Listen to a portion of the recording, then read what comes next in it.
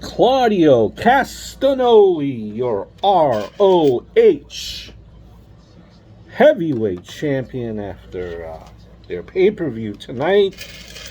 And, I was already reading the message boards, and a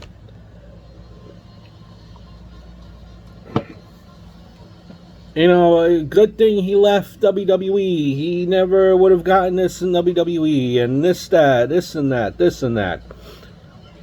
I do not, not everyone could be a champion. Now, we might question people that actually are champions as to why they are champions, and there is something that plays a part, I'm sure, as to why they are champions. Heck, I remember guys like Rowdy Piper. I remember guys like Mr. Perfect. I wanted them to be a champion, especially considering the charisma that they had. I wanted them to be a world's champion. But you know what? But they weren't. But they were still my favorites, even though they weren't world champion. Sometimes a wrestler or character is better chasing than being champion. Or maybe they were in an era where,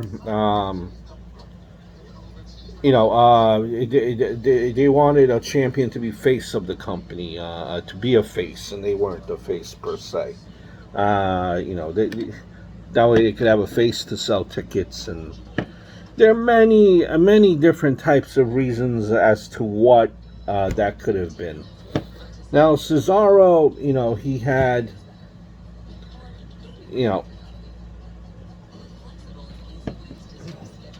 Cesaro, he had a short period of time there where he was going up against for the championship, never won.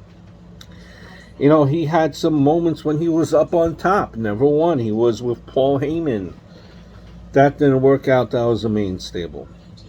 He had We the People and Dutch Mantel. That, did not work out.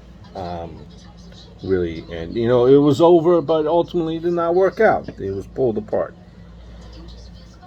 You have to remember that every promotion caters who they want their champion to be or what they're looking for to a particular sect audience and how that translates on TV.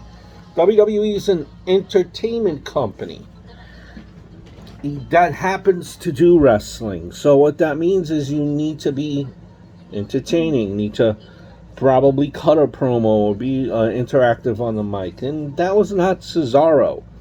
He had the Cesaro swing, but not something that would, he had to have more to him. Okay, and I think if you ultimately ask Cesaro, he was happy with his run with WWE, just assuming. Now, him winning the ROH Championship, ROH, which was bought by Tony Khan, is catering to a different audience altogether. They are catering to, like, the hardcore wrestling fan, right? But let's not be fooled. There is some entertainment in there, in their company, in their characters, but it's more wrestling base driven, and that's fine. That gets a different sector of the wrestling population, and him being champion there works because he's strictly or more of a wrestler than anything else. Remember, a champion in this scripted wrestling that we love called wrestling will fit what the promoter envisions his company to be. It's someone that the promoter wants to be out there doing the interviews and representing, doing that plugs for the house shows and the live events, and the pay-per-views. So it's a whole different realm, whole different ballgame. Nonetheless, Claudio Castagnoli is your ROH champion. It will be interesting to see where Tony Khan takes ROH after this. Because you can't be having ROH storylines in AEW TV time, my opinion. And I know that, that's probably the best something that they need to do considering the situation that they're in. But you don't want to deter AEW's casual fan with putting ROH storylines on Dynamite and Rampage. So I think that's something you have to be careful of.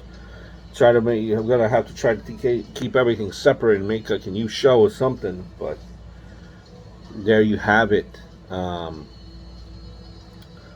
Just my quick thoughts, and I hope all is well. Look forward to speaking to you guys soon.